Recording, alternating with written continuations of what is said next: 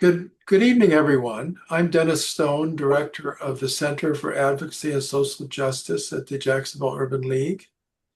And this is one of a series of racial healing and reconciliation discussions as part of our monthly conversation at the Urban League. And we're really pleased tonight to have a special guest. And to introduce her, we have Rachel Braun from Jacksonville University Law School, who's also an intern at the Urban League. So I'm going to turn it over to you, Rachel, to make the introduction. Hi, everyone. Good evening. Thank you again for joining us today. My name is Rachel Braun. I'm a social justice intern here at Jacksonville Urban League.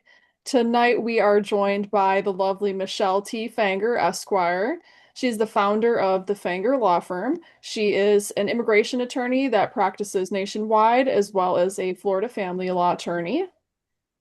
Drawing from her own experience as an immigrant, she has dedicated her career to helping individuals and families navigate the legal system while advocating for justice, opportunity, and stability.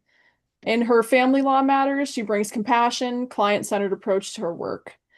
Her experience provide a unique perspective on immigration, belonging, and what it means to build stronger, more inclusive communities. So to begin, Michelle, could you please tell us a little bit about your personal journey and what inspired you to become an immigration attorney? Okay, thanks for that introduction and thanks for having me on this platform. It's a real pleasure being here. As you can hear by my accent, I'm Jamaican, a very proud Jamaican, and my journey started by relocating here to America at the time for a better educational opportunity to attend law school, one of my desires. But before I got there, I went and I resided in New York, where New York was really the melting pot where everybody goes. And as you know, the saying, if you can make it there, you can make it anywhere. So that's where I started, a really interesting start. But the funny thing is that when I left Jamaica, I actually relocated to Jamaica because the area I lived in New York was called Jamaica, actually Queens, but it was called Jamaica. So what happened was that I was again within my own community where around me was majority Jamaicans. So it wasn't hard to assimilate in the society here because with all the Jamaicans around, they were able to assist me with adapting to the new way of life here in the US. But from there, I also learned about the struggles of immigrants because you were not familiar with the fact that people entering would not have legal status, so they wouldn't be able to work or to have certain privileges. And it was through my experience by talking to others, I did see the struggles of where people would work and be overworked and underpaid and weren't able to survive. So at that point, I had an interest, also my family, with their own personal journey of being undocumented and then being able to recognize the American dream. So from that, I was like, another thing I learned was that a lot of individuals were taken advantage of because they were actually ignorant of the actual rules and how to legalize themselves. So I saw it as an opportunity to help my community and fellow Jamaicans, and I expanded it to other individuals from other countries in order to gain their status here. So with one thing I experienced was the language barrier. It wasn't a language, it was the accent. And people assume because you have an accent, you are not as knowledgeable as others. So that created some bias where you have to prove yourself. And then it wasn't a matter of racism at first, where I shouldn't say racism, but it is just a part of it. Because the thing with this thing is that you have to understand where we're coming from and what we're experiencing in order to heal. And we cannot brush things aside by saying, oh, we don't want to say that word racism, but it does exist. And that's why we're on this platform. But then you see the bias being given to others because of where they're from, the color of their skin. And with that experience, I've learned to be a voice for others who are not able to speak up for themselves. Great, thank you. And then next question, what does citizenship mean to you beyond just its legal definition? Well, being a citizen is to me a sense of belonging and identity to not only a country, but the place where you adopt and call home. Because wherever you relocate, you have to be a citizen of that place. If that, yeah, citizen is kind of like, like how now we're looking at immigration, and it's like you have to go through this entire process to try to show that you have to understand their history and language in order to be a citizen. But to me, as human beings, wherever we go, we're all citizens of our background and everything combined, created. This is a difficult one to answer. Citizen. How to be a citizen? Um, it's really identity and finding who you are and creating a community with others. So, Yeah. how do you maintain that connection to your culture and where you came from while also building a life in the United States? How do I do that? Well, I was well grounded in my roots growing up. I was taught about my history. One thing coming from Jamaica growing up, they really teach us to have pride in our country and also be prideful in how we help others to make our country a better place. So with that background, when I did relocate to the US, I brought that background of how I was raised here. So what I did was based on that desire to always be prideful of myself and wear the flag high for my country, I always presented myself well. I always try to stand out by educating myself. If I see my fellow Jamaicans, not only Jamaicans, but others, I also try to assist them in being better citizens and not only adapting, but understanding the rules, laws here, so they're able to assimilate better in society and be productive citizens of society. And that is one of my things I always encourage people because one of my things is I'm big on education. Maybe because my mother was an educator, but I believe that through education, it will allow us to achieve all our goals. Whatever it is, it doesn't have to be where you're going to be a lawyer. Could be a mechanic, but you have to know the basic of it and be educated. So with that in mind, I always try my best to be always an example for myself, my country.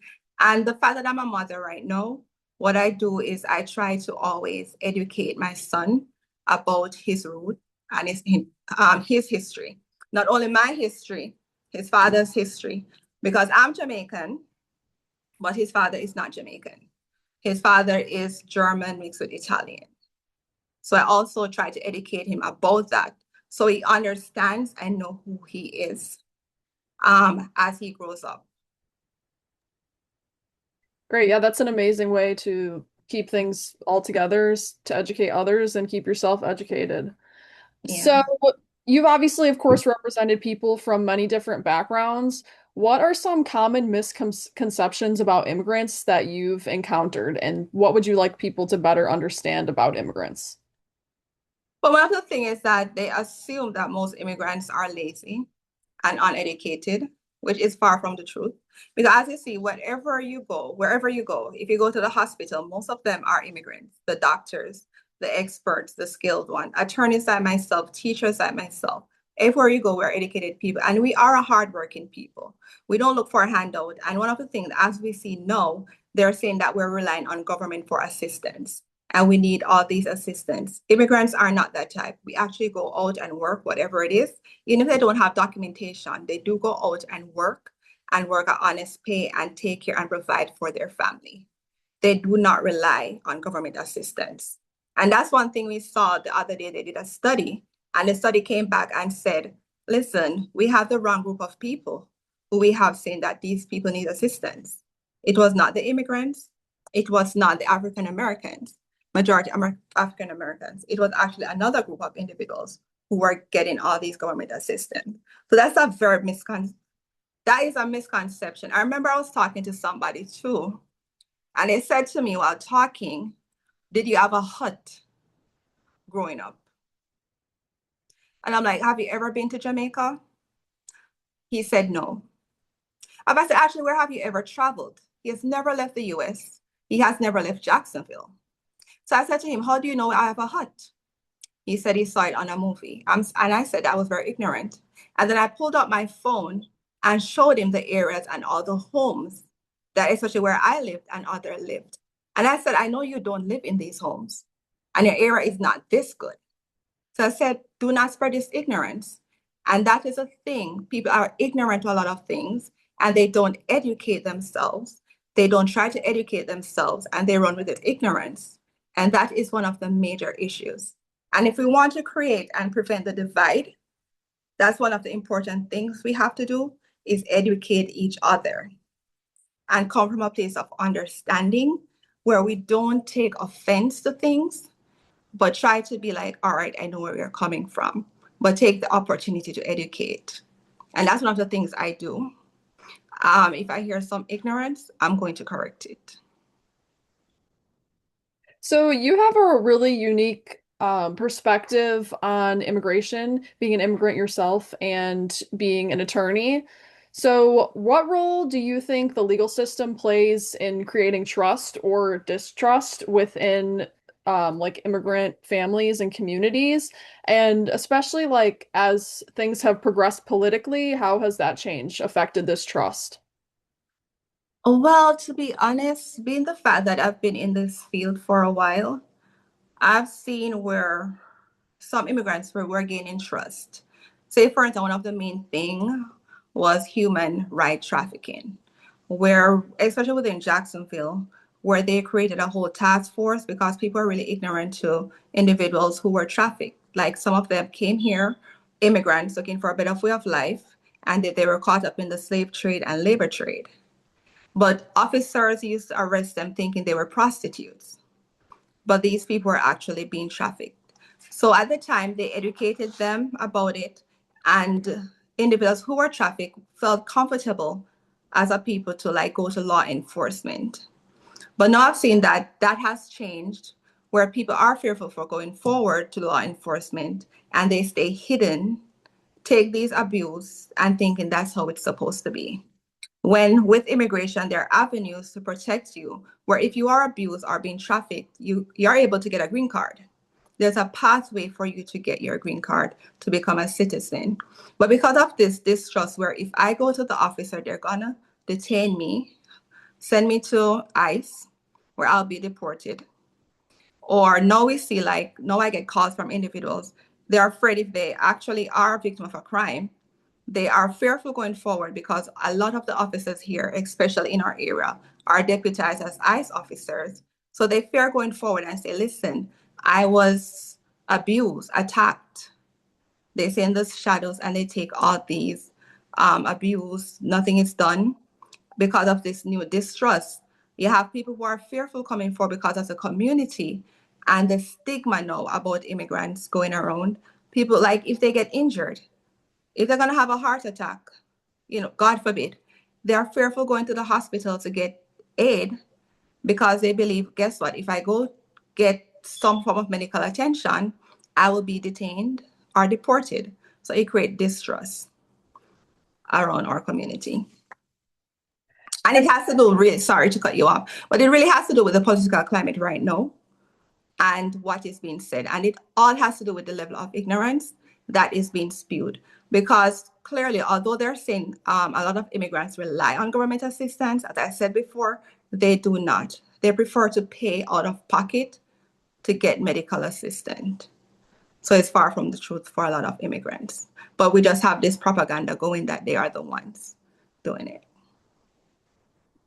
And then while we're on that topic of education, so obviously, of course, AI is really prevalent now. So it's easy to find a lot of incorrect legal advice and misinformation on social media. What effect do you think that has had on immigrants, and where would you direct them to get accurate information?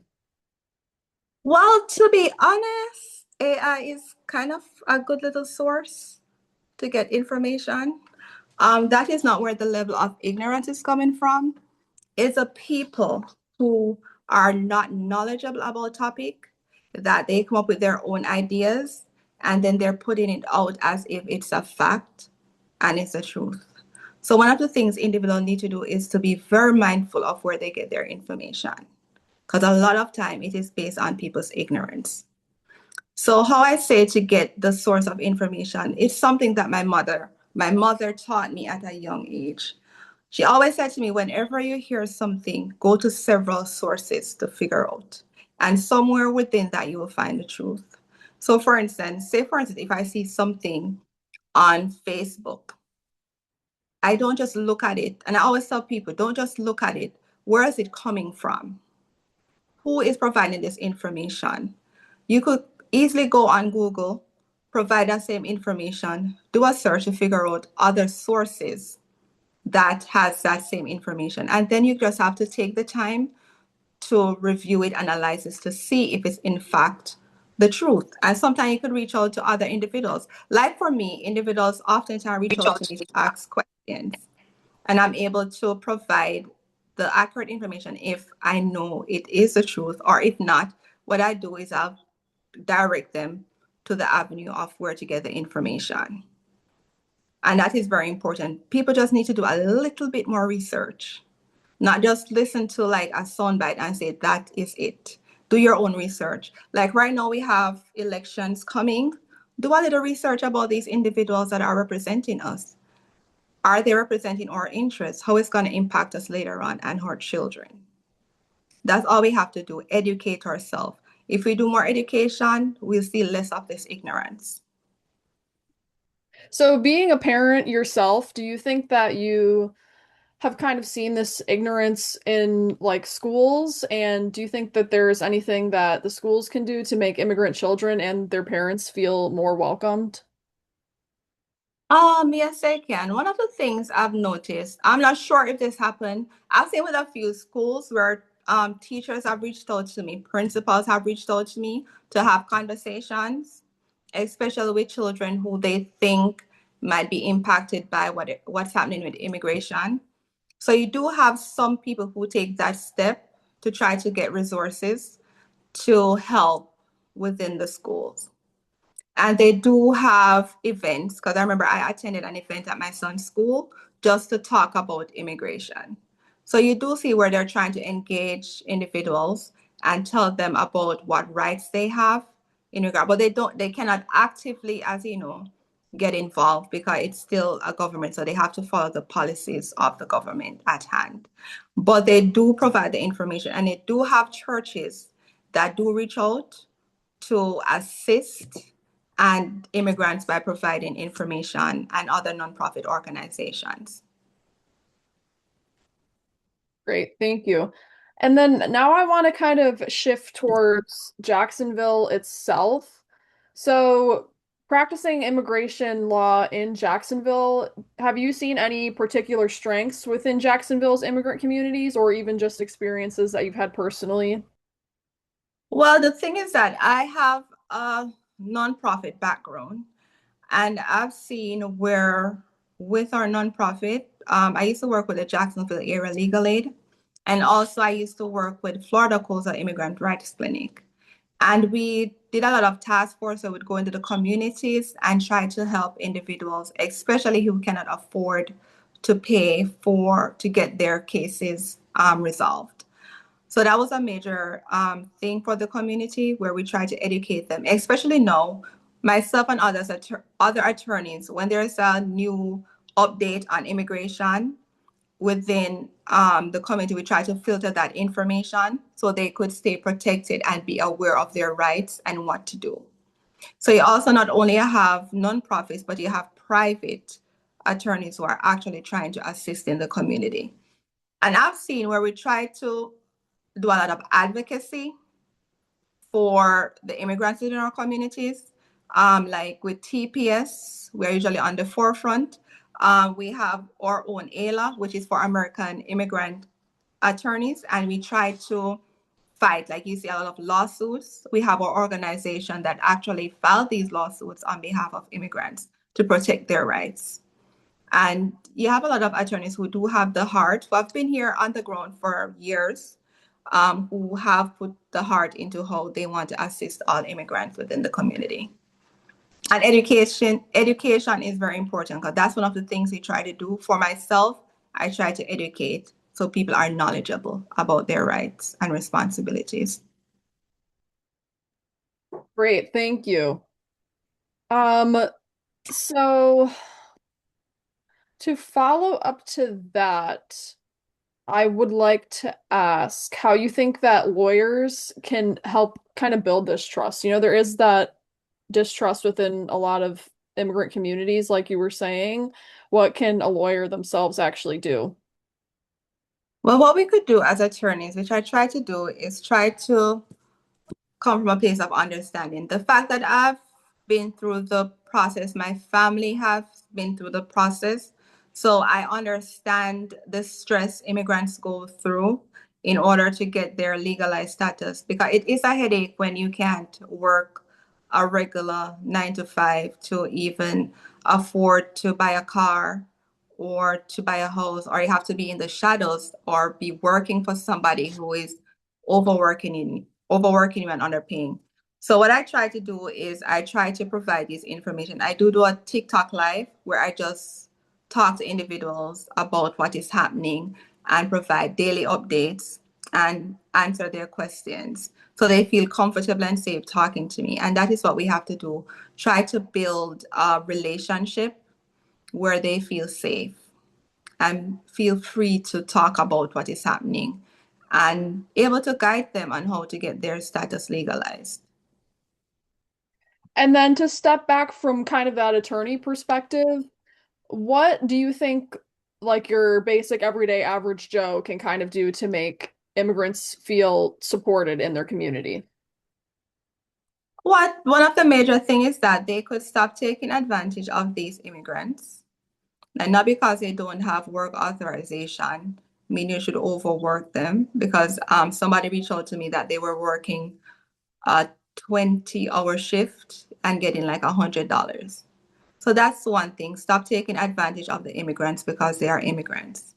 Another thing is that if you have an opportunity to assist by educating them, make that effort to assist them because they do need the assistance. And oftentimes, a lot of them, we have a language barrier. Sometimes, individuals don't speak the same language. Not everybody speaks English.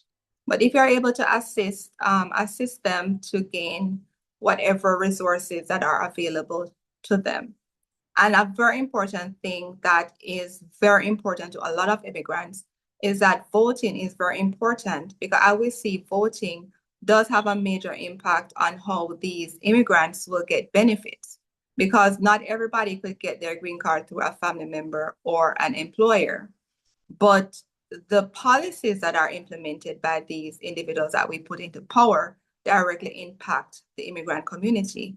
So we could all use our voice collectively who are citizens. Only citizens can vote, not green card holders. You have to be a US citizen to vote.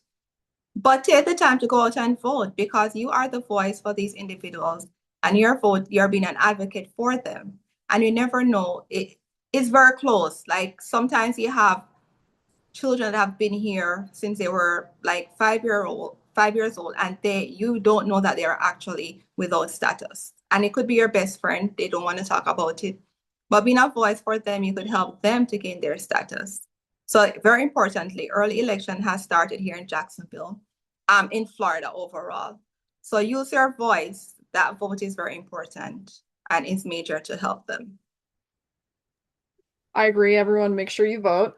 Um, and then, of course, immigrants are really misunderstood, and that's part of the problem. So, what strengths do immigrants bring to Jacksonville? Immigrants are the backbone of Jacksonville. I'm not sure if you recall a few years ago when the administration stated that they were going to aggressively go after immigrants, like 2, 3 years ago. And I'm telling you, the building I'm in, my office building, construction, when they started construction, it was moving so quickly. When that bill passed, it took 2 years for them to complete because nobody showed up to work. Restaurants were empty. The food was horrible because most of them were chefs and they could not work anymore. So they impact every facet of our society, especially here in Jacksonville, within construction or food industry. Do you see the grocery? When we go to the grocery store, the fruits are horrible because they're not able to work on the farms.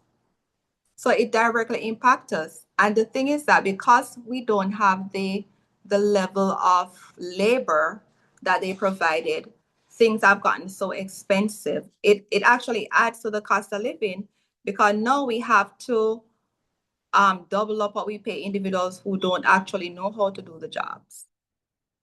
Right? So they're very impactful for our community.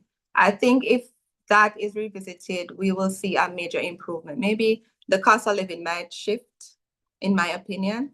I don't know if an economist might say otherwise, but I think it will shift because it has had a major impact. Look at construction, like the roads.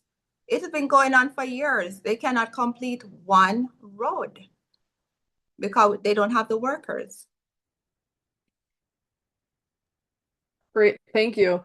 And then the immigration process is, of course, super long, or it can be for some individuals. So, what message would you give out there to somebody who's in the midst of that process and it is taking long? Well, the thing is that with the new administration, with the prior administration, the process was moving so quickly. You could have gotten the process completed within 6 to 8 months. But with all the new changes, it has caused delays. And one of the most important thing I could say to people during this time, you just have to be patient. Because as an attorney, I wake up every morning, I'm like, what next? Because there's always something new that is set up to frustrate the system, to frustrate immigrants. Today, I was in immigration court for like 4 hours. A majority of those who were in detention were individuals who were actually waiting on their applications to be processed. They overstayed because when the process is taking place, you end up being out of status overstaying. And all these individuals were detained despite them having an actual application pending that is actually being delayed by the administration. And the thing is that when they are detained, the detention facilities are so horrible, a lot of them prefer to go back home. So what will happen is that they will say, I want to voluntarily depart because I don't want to stay in the facility. And usually they do have a legal right to wait here if they submit an application and it is being processed. But that's another way to frustrate the system, and then they go home. But during this time, what I would like to say to them is that although you have, and I'm not sure if you're following the news, a lot of them, because they do have a pending status, they believe that they could travel. No, it's not the time to travel because, as I said, they're being detained. So they do have to stay put and wait until they actually have their card in hand. So it is frustrating, but you just have to remain a little bit low, as they say, not be traveling too much. If you're driving, a lot of people don't have their valid driver's license, especially in this area. Officers are deputized as ICE officers. They are not going to check to see if you have a pending case. They're just going to see that you overstayed, and immediately they're going to put you in detention. So if you don't have the right documents to drive on the streets, don't. I know it's hard, seeing that it's Florida, especially Jacksonville, we have the worst bus public transportation system, but you have to figure out a way to get around and just listen out. And I always say to people, nobody is unique because as you see, doctors are being detained while they're waiting, researchers, the other day, a flight attendant. So they don't care about your status or what you're doing. They will detain you if you do not have your green card or citizenship. Great, thank you. Yeah. So, you, of course, are an immigrant, and I see firsthand that you put your heart and soul into your work. So, why do you think that it is important that there is that immigrant representation in the legal profession? Well, it is very important that you have, because the thing is that you have to have the heart and the desire to actually know what the individual is going through.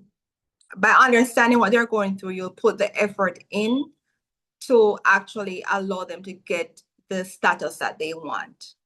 I've seen where I've had attorneys say to me, oh, I'm just taking the money They might not get the case because we can't really guarantee the outcome will be, but you have to put in the best effort for that client. But some will say, oh, we're just getting paid, whatever. And that is not good because they don't have the heart or passion. They don't understand what these individuals are going through. They don't understand how hard it is to work a whole day for $90, but have to save that money to pay an attorney to represent you to get your legal status, plus the fees. Now they're raising these fees so often, the fees to apply for a benefit is high. So people don't have it. So you can't just look at it and say, oh, I'm getting money. It's hard for them. They're sacrificing eating, buying clothes. So you have to have the passion and the heart. Once you do, then you're able to assist these individuals to get their legalized status. And I'm sure you have seen in the news where we had this attorney. She had to give up her license because she had a private jet, multiple homes, but the people she was representing were not getting any status because they didn't have a claim. And that's not the thing I do with my practice. I really review the cases before I take on a case. If I don't really see the option for you to get a benefit, I'm going to tell you, it's best you save your money. So if you do get deported, you have funds to survive if you go back home. It makes no sense because it makes no sense to submit something if you know they will never get a benefit. And the thing is that if you submit an application right now and it's denied, the person is automatically put into deportation proceedings. So why risk it? You better leave it alone. And if they are picked up by ICE, they are, but don't submit an application that you know they will end up being detained. And has there been an experience or a client that has particularly stood out to you, or like a story that you've experienced? I have so many great stories because every immigrant has an interesting story that, but one of the major ones that I had was this individual. I was not familiar with it, and I learned a lot because through immigration, I learned about a lot of countries that I've never heard about. I learned about cultures that I've never heard about. So I heard about female genital mutilation. I never knew it existed in my life. For those who don't know about it, it is in some African nations. They it is like a religious thing, I believe, cultural thing, where for girls, they mutilate part of their private part. I don't want to say it out loud. And this is done to them when they get to a particular age. And I did not know that it existed. Some of them died during this process, but I did not know. But then I got a client who was seeking asylum based on that. So by having her as a client, I did a lot of research, and she was very shy, didn't want to open. I remember when we went to the doctor to try to get the information, because you usually have to prove it. So we wanted to get the information, and she would not go to the doctor for the doctor, to even do what he needed to do. It had to be a female. So I had to go in with her to comfort her during that process. But going through it and her getting her green card and seeing her know she's a nurse, those are the things that I like. Like once you've gotten your status, being productive in society, because that's my thing. You always have to be productive. Be about something. If you're not, that is the biggest turnoff for me. So seeing her now being a nurse and, getting married and all these things is really what always brings me the joy as an immigration attorney. Yeah, that's an amazing story. So Mhm. I just have a couple more questions before we open it up for the chat or anybody that's listening. So looking ahead, what gives you hope in the immigrant community? Well, what gives me hope is that people are getting more knowledgeable about the process and they're more educated. I realize that a lot of immigrants that I'm now talking to compared to prior years where they did not know anything. And I'll be like, where are you getting this information from? You're actually ruining your life for this information. But I realize that most of them are getting the knowledge so they're able to figure out their case. Sometimes it's a little bit too much because I'm like, You hired an attorney. You know that, right? But they always be asking and studying and keeping updated on what's happening so they are aware and they're not misled because oftentimes people will take advantage of their ignorance. And by taking advantage of their ignorance, they do use them, take their money, but no, they're educating themselves. So that is what I like to see. And oftentimes, now when they're educated, they try to do better for their family and friends in regards to bettering themselves. So I'm seeing this common theme of education is really important in the community. Do you think that Jacksonville has like a good system in the community to keep people educated? And I guess how would you switch things up to allow immigrants to interact in the community more? Regarding this initiative directly aligned. I think I hear an echo or Like our something. definition for the paternal year. Like somebody needs to be Our muted. accessibility in Jacksonville, deepening our community. Yeah, so the thing is that I'm sorry, repeat your question because I was distracted by that. Sorry. So do you think that Jacksonville has a good system in place to kind of educate people about immigrants and get them interacted in the community so we can educate people more? And if not, then what would you change? Okay, the thing I've noticed is that in years prior, when I was actively involved in the community, we had a lot of the nonprofit organizations, the clinic that I was involved in. We used to do a lot of projects, like we used to do citizenship projects um, to assist the community and work on a lot of projects. I've noticed in recent years that has not been a priority, just because I guess based on what my understanding is that they would lose funding if they were focusing on certain particular issues, they would lose funding. So instead of losing funding, they prefer not to do it and to outsource it. But so that's the only thing. So I would like us to get back to where we're more focused and educating whatever area, because I've noticed we'll have a lot of events for attorneys, but you will not see immigration on that list. You will see family law, you will see trust, but you will not see immigration. And that is a major thing because we do have a lot of immigrants around us that are in the shadows that do need to come out.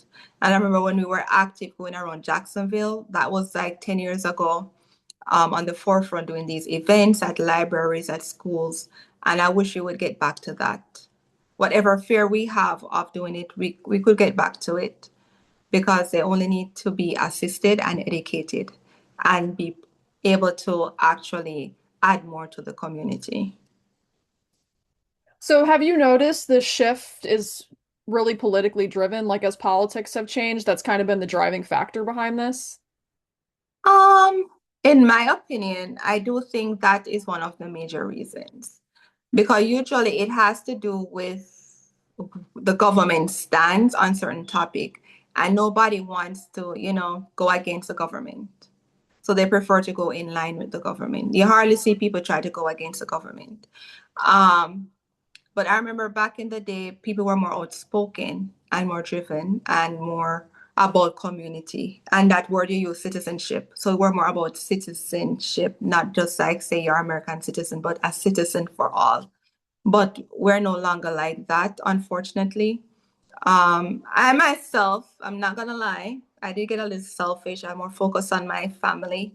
But now I've realized that stepping back and seeing how things are, I do need to get back out there and be more aggressive and do more advocacy for our community. Because it's needed at this point. Because the thing is that the only way we're gonna create the change is if we're actually activated, right? We can't just sit back and say we see this issue, that issue, and we do nothing. We have to be advocates. And sometimes it's gonna maybe cost us something, but you know what? That's a part of life. To get good, some of us have to bleed. Not literally, but you know what I mean. Yeah, well, thank you so much. We've learned a lot about immigration tonight and advocacy, and as far as what we can do moving forward to affect that change. So, thank you so much for being here. I now want to open up the floor and just see if anybody has any questions.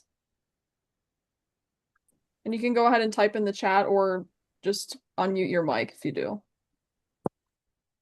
Hi, I'm Diana Davis Smith. Thank you so much for this session. Thanks, Michelle, for sharing so widely about immigration and the challenges down in Jacksonville. I don't live in Jacksonville, but I have an interest in Jacksonville. And I wanted to ask you, having moved from Queens, Jamaica, New York, to Jacksonville, Florida, was it was it a hard decision for you? Did you find a Caribbean community that you settled within, or you're still hoping to build one? Well, the thing is that at the time I relocated, it was not a hard decision. I wanted to get away from New York, with the hustle and bustle and keeping up with the Jones. So Jacksonville, when I heard about it, it was a good option. It was very slow pace, nothing going on really here, just coming here for school. But the thing is that, well, in law school, I created a community. But after law school, the community did go back to where they came from. So I'm still trying to build a community here. One thing I've learned being here in Jacksonville, there are so many individuals here to build a community with. So it's just to go out and to build, and take the time to do it. Because I'm amazed at oftentimes, because the other day this judge saw another attorney and she was like, I guess she assumed I was the only Jamaican. And she was like, do you know Michelle Fanger? She's a Jamaican. So she's like, so the girl was like, oh, Jamaican, Jamaican. But obviously I'm not the only Jamaican. But because of that, I was able to see that other Jamaican, which I've never had met, like I wouldn't have met her at all because she was in another bigger firm and she herself just goes home. But in a lot of settings, I've met a lot of individuals who are from the Caribbean, which I would never have thought would be. So we're trying to unite and build a community here, which is one of my things because I've made it a home now. I think I've been here close to, I won't give my age out, but I've been here a while. Thanks so much for sharing. I wanted to add, thanks you so much for the response. And I will hop over to Jacksonville and see if there's room enough for me. But I wanted Yes, to come ask on. Dennis. Dennis, what prompted you to have this conversation, or your organization? You're muted.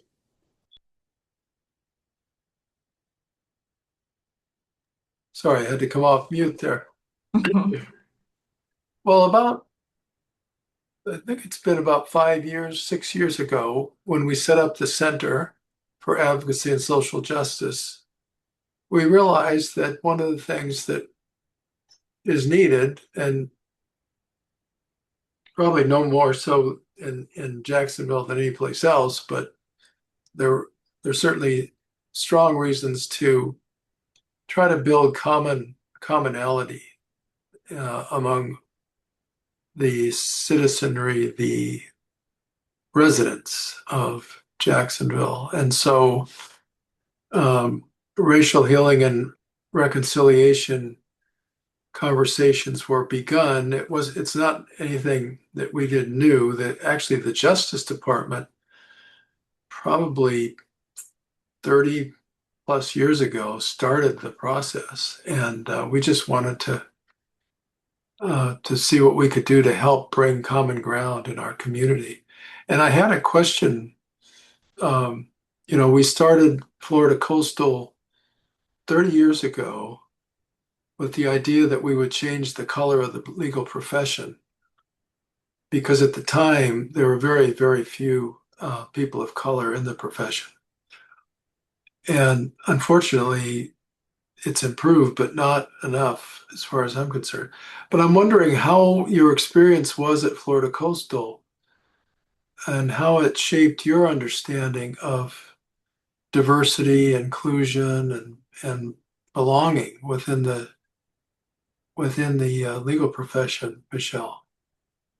Okay, so one of the major things that happened to me, Florida Coastal did do a good job of creating that inclusion, because what was there was that when we went there, they actually had a few organizations. The Black, what was it called? Oh my, Black Law Students Association. yeah, Both. Mm-hmm. yeah, and they had the Caribbean Association, Mm-hmm. and I was a part of the Florida Coastal Immigrants Right Clinic. So with that, they pushed this inclusion and they pushed us to be more involved and active.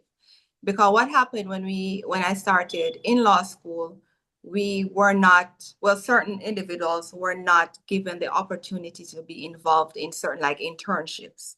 But being involved in this organization, even with the dean, they would push us to be involved. Like, you have to go to these events. You have to get out there in the community. So we're actually all over Jacksonville at all the events. Like, we had the Jacksonville Bar Association as students we were involved in. We were involved with JALA when they had their events. We would go out and volunteer. So we were involved with the community, and it assisted us in, as professionals, like grooming us to be better prepared, because we understand that it was going to be a little bit harder for us to break into the profession. So we had to present ourselves well. We had to be more educate ourselves so we're knowledgeable on how we actually presented ourselves. So that was a good backdrop. They really did a good job with that. Well, that's good to hear. Yeah. And then I think we do have one more question in the chat here from Christopher Hill. So he says, if you were in charge for a day, what would be a solution to America's immigration policy for legalization? Okay, so one of the things I've always looked back at, and it was something Bill Clinton did, I think it was in the 90s, when they had individuals here that were without legal status. He did a whole amnesty program where if you were here for a particular amount of years, then you could pay a fine, whatever it was, and then be able to get your status. So he had certain restrictions. I've seen where they have made a lot of proposals leading up to the election about doing this, but I think if I was in charge for a day, I would get this done. So if you've been here for a while, say for instance, if today I was in charge, like I would say, if you were in the US as of today, you can show that you've paid taxes as of today, that you don't have any major felonies, then you are able to apply, pay a fine, similar to what Bill Clinton did, pay a fine or do community service so you're able to get your green card. And then eventually your citizenship, because there are millions of people here without status. And that would be, to me, the only way for a solution right now. It's just to do an amnesty program off the bat for those individuals, and then start fresh where we implemented new policies of how people are supposed to enter and also gain their status. Great. That's a great policy perspective and a good solution. I just want to ask one more time if there's any additional questions, because I know we have a few other people that joined. I have a question, actually, and thank you, Michelle, for this information. It was very informative. I appreciate you sharing this with us. You did speak about proper documentation and making sure that when traveling, that people had the proper documentation because they are checking. The question that I have for you, and I guess it's a bit unclear for me, is that for people, let's say, who have proper documentation currently, they have the green card, they have the work permit or the visa, but maybe in their past history, they didn't have the proper documentation, but now they were married and maybe they found the sponsor or the job and obtained the proper documentation. Is this administration going back and looking in the past to see whether or not there was some sort of error, or if they were given documentation even though they had, I don't want to say committed a crime, but they, didn't do the proper way? Would they take that away from someone who already established documentation? Okay, yes, thanks for that, and thanks for the information about me. I like hearing that. But the thing is that, yes, the administration is stated that if you have gotten your green card, they're going to review all these applications. If you did not or were not entitled to get the green card, they will take it from you. Also, if you became a citizen, they will take it from you. And this is because some individuals did commit fraudulent or misrepresentation when they were going through the process. Because back in the day, they were not doing a thorough background check. So sometimes they would have missed certain criminal records. So it's on you, the person who is getting the benefit, to disclose it to the government. If you did not disclose it to the government and they found out about it, yes, they're going to take away your green card. So it's always recommended to be honest and upfront and don't say, oh, they did not know about it, so I'm good. This administration is going back, all the way back. Because I went to an interview the other day, and the party I went to the interview with did an application for a work visa like near 10 years ago. But on her document, she put on it that she was married. She was never married. And when we went to our interview, the officer asked, oh, you placed on your application X amount of years ago that you were married. And she was like, I was never married. But the officer was like, no, it's on your documents. And that was an issue because she got married and she stated that she was married and she didn't provide a divorce document. So to them, she's committing bigamy. So she has to now prove that she was never married. But when I spoke to her, she misrepresented on the document. So that will prevent her from getting any future benefits. Also in line with that, I had a client a few years ago that reached out to me.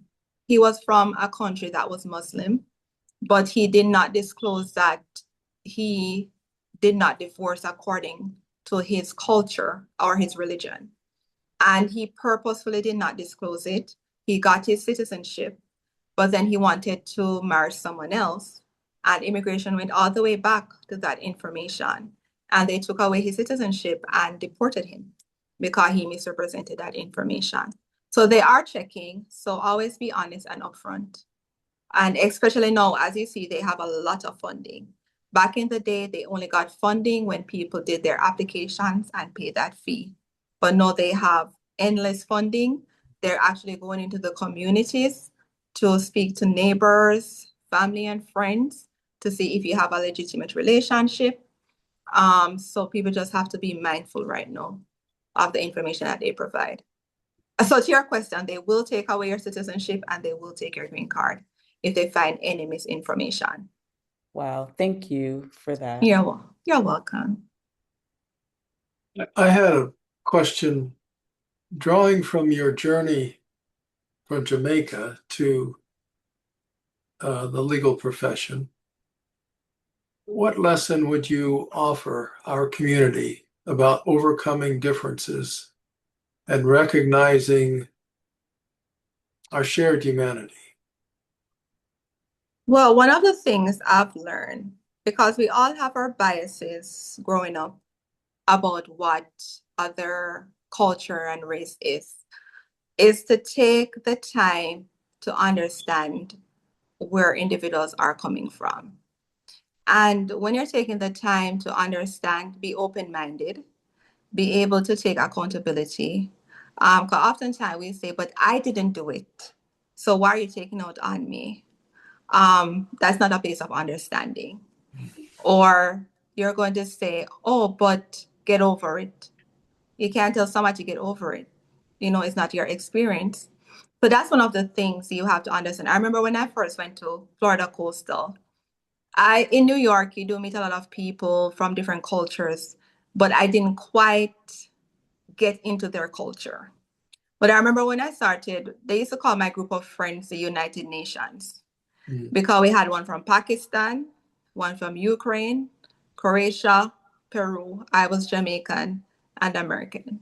And it was within our melting pot that I was able to understand, because I never understood the Muslim culture because we had our bias.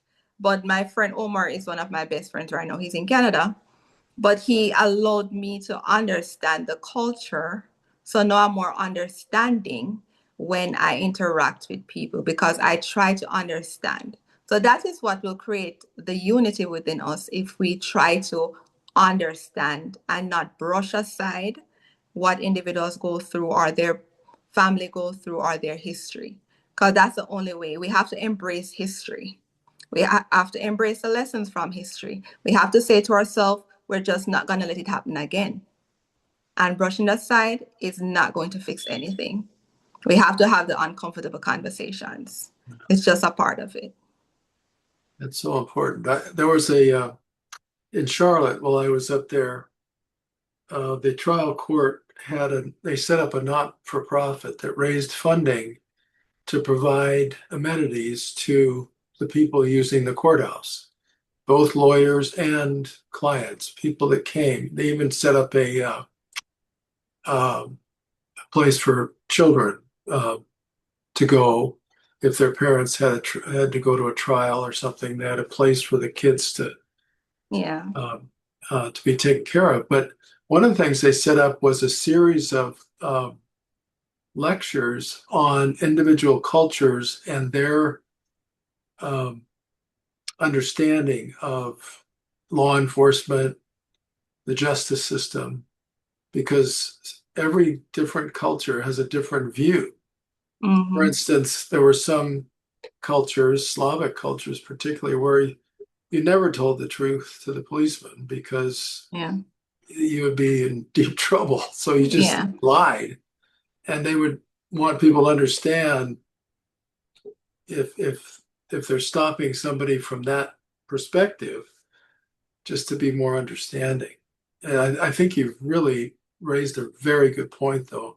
And that's something we have to use no matter whether it's understanding cultures or just our own families and what they're going through. So thank you very much. You're welcome. And yeah, if there's no more questions, we're going to go ahead and wrap up here. So thank you, Michelle, for joining us. It was You're a welcome. great experience hearing your perspective on everything. And Michelle's at the Fanger Law Firm if you guys need any legal assistance with your immigration or family law matters. Thank you to everyone who joined us and for participating in this month's Racial Healing and Reconciliation conversation. Hopefully this will encourage you to go forward with and enact some meaningful change that begins with listening and understanding. And we hope you'll join us again next month as we continue to build stronger relationships and a more inclusive community. Thank you. And thank you, Michelle, on behalf of the Jacksonville Urban League and the Center for being with us this evening. And thank you, Rachel, for putting this on. Thank you. Bye, everyone. Have a good one. Bye.